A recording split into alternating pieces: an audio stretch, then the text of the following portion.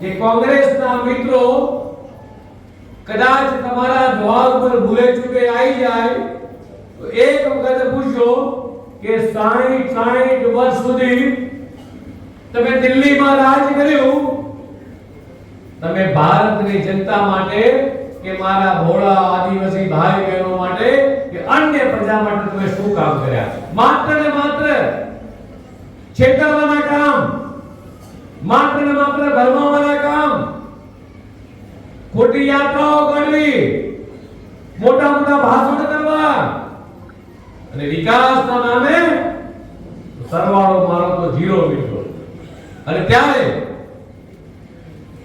દેશના યશસ્વી 2004 ની અંદર ભારત રત્ન અટલ બિહારી વાજપેયીની સરકારે આખા દેશના આદિવાસી ભાઈઓ બહેનો માટે આખું અલગ મંત્રાલયની સ્થાપના મિત્રો 2004 માં અટલ બિહારી વાજપેયીએ કરી હતી. અને કોંગ્રેસે માત્ર ને માત્ર એ વોટ બેંક તરીકે આ ભોળી પ્રજાનો ઉપયોગ કર્યો હતો મિત્રો.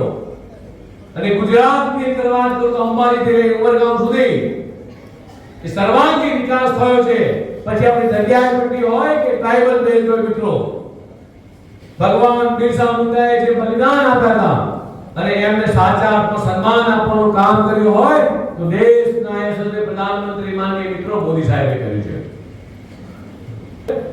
ટીવી ને સોશિયલ મીડિયામાં જોતા આવીશું આપણે જયદસ્વીજી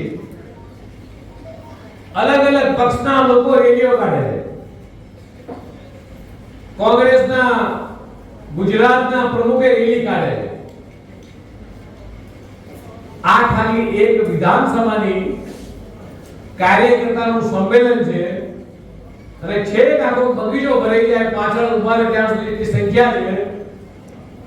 આખો જિલ્લાની સંખ્યા હોય. કોંગ્રેસ જ્યારે સંમેલન કરે છે, મને હમણાં ઇતિહાસી ફોટા મોકલતા હતા કે ભરૂચની અંદર સંમેલન થયું, 500 ખુરશીઓ પાસેથી બાપુ 500 ખુરશીઓમાં 300 ખુરશીઓ ખાલી હતી. તો ભાઈ સંમેલન